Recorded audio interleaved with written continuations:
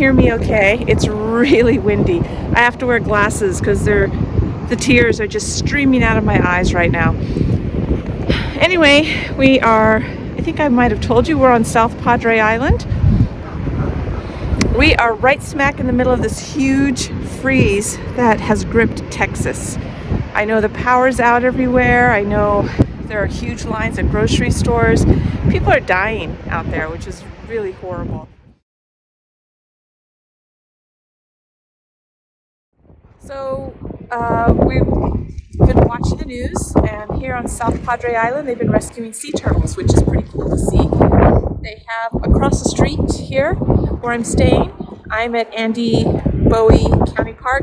Across the street is the event center for South Padre Island, and they have over 4,000 sea turtles there right now that they are rescuing from the ocean.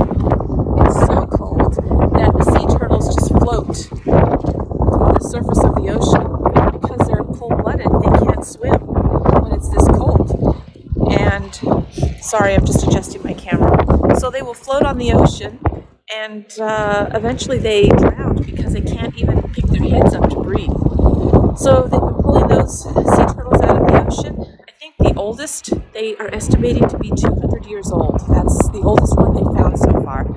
And I think he was around 400 pounds. Anyway, over 4,000 turtles. It's probably the biggest ever rescue, and they are doing really well right now over there at the event center. They didn't want any more volunteers, so I think they must be handling it pretty well. And for $20 a night, we can stay here dry camping or boondocking. They do have a dump station, so we can dump our tanks, and they do have fresh water, so we can fill up. But like I said, we're in the middle of this huge freeze that has gripped Texas. And even though we're down here in southern Padre Island, we're really almost as far south as we can go. We pretty much are. And even though we're this far south, there is no water right now for the RVs in the RV park. Everything's frozen. And the water on the island, I think, is frozen, at least in this part of the island. Not everybody has water. I just managed to get a few groceries at a little tiny market and was lucky to do that. It's cash only because the electricity is still out for a lot of the island. And of course, over on the mainland, it's still out at Port Isabel. So we're really best just to stay right where we are.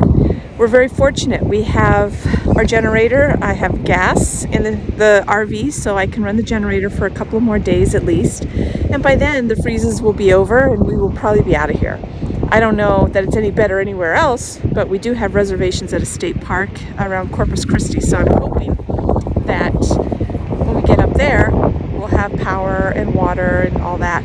So yeah, we're kind of hunkering down, and there's another front, as I mentioned, getting ready to come through. So it's gotten very windy, in fact.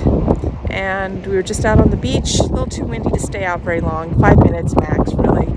And we're gonna go back now and hunker down in the RV.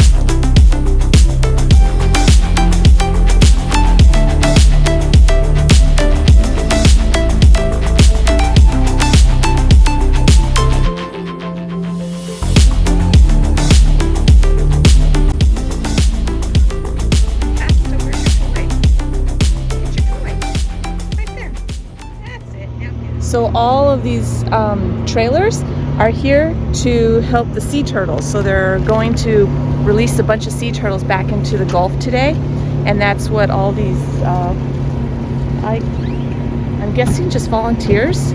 I did talk to somebody, there's no particular group, just a bunch of volunteers. So that's pretty cool, huh? Check it out. They're all meeting to head over to the island and get the sea turtles.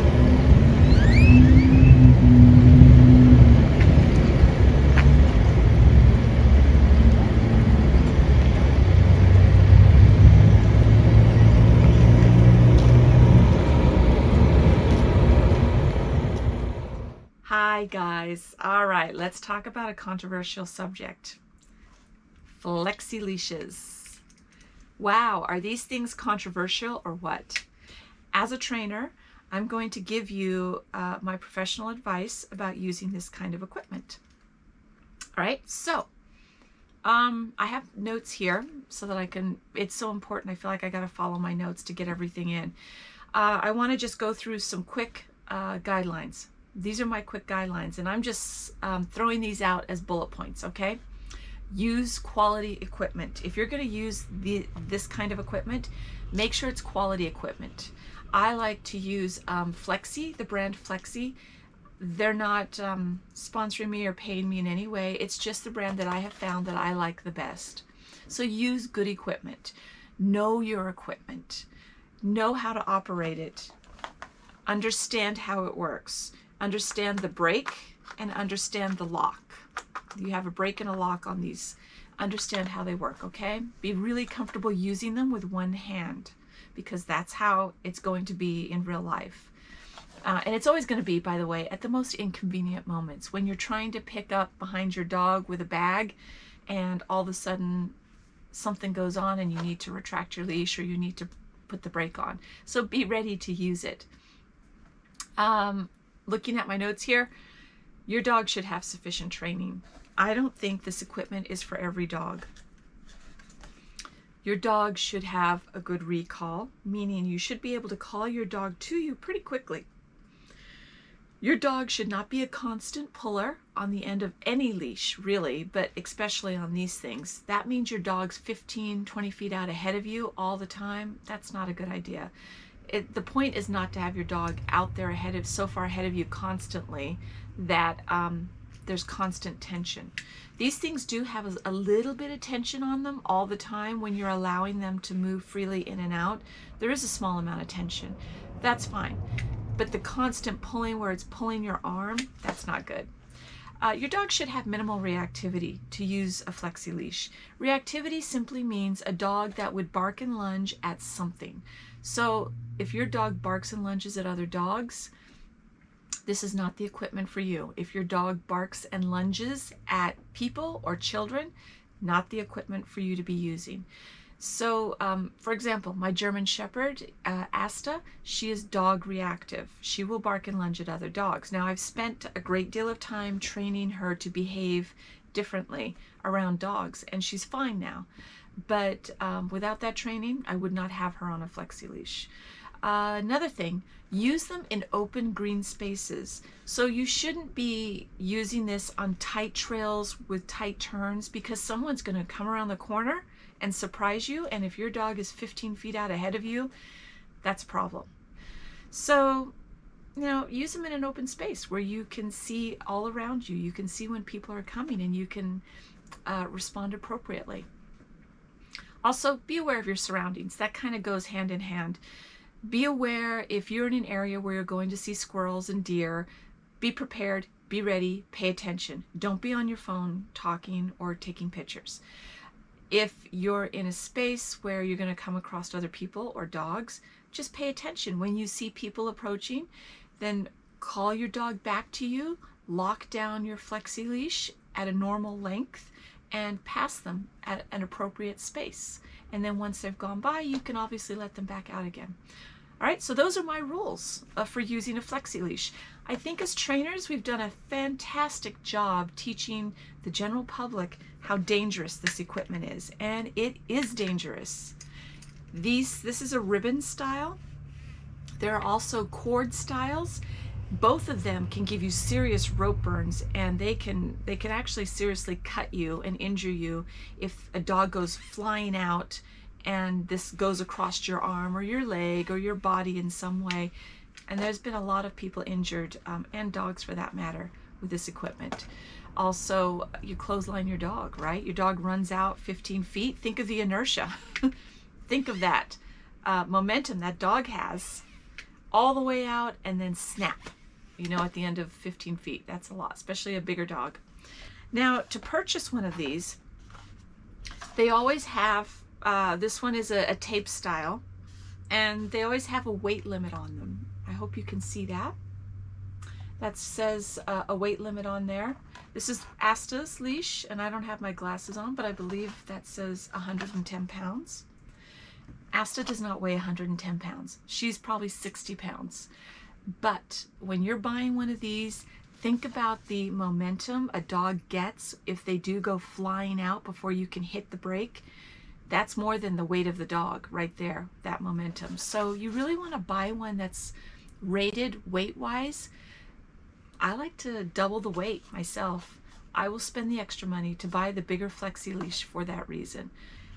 Oh, you got to know your equipment. Inspect it regularly. Do you see anything wrong with this equipment? Right? So this is Asta's Flexi leash. I had her out walking one day, and she was just moving around, and it got caught in her mouth, and it went all the way to the back of her mouth, and it was only caught in there for about 4 or 5 seconds, and I just had to sort of finagle it quickly and get it out of her mouth. But look what she did in that amount of time. She would have gone right through it in short order. So this equipment, no longer any good. I'm throwing it away. I've already purchased a new one. That's going in the garbage. So inspect your equipment regularly. Make sure the entire length of the cord or ribbon is in good shape. And by the way, I prefer ribbon over cord. That's just my personal preference, because I think the cord will cut you a lot easier than the ribbon would, but both of them are capable of hurting you, don't get me wrong. I just think this is the easier one for me to manage and slightly safer. So those are my thoughts on the Flexi leash. I know I'm going to get a lot of feedback on it. It's okay. It's all good. Don't use them. If you cannot meet the criteria that I just laid out, you should not have your dog on a Flexi leash. It's not safe. Now, I will add one caveat to that, and that is really small dogs. Still, they can hurt themselves. They have smaller necks. You can still clothesline them if you let them run out to the end of the leash. But of course, if you need to reel your dog in quickly, you can do that with a small dog, unlike a large dog. But please, please consider all of the points that I just talked about today before you decide to use some of this equipment. Otherwise, you should be using a regular leash. I hope this information helps you, and let me know your thoughts. I know it's controversial. Let's talk about it. Okay, that's it for this week, you guys. Thank you for watching. Please don't forget to like the video, and don't forget to subscribe and hit the little bell, and it'll notify you the next time a new video comes out. Thanks again.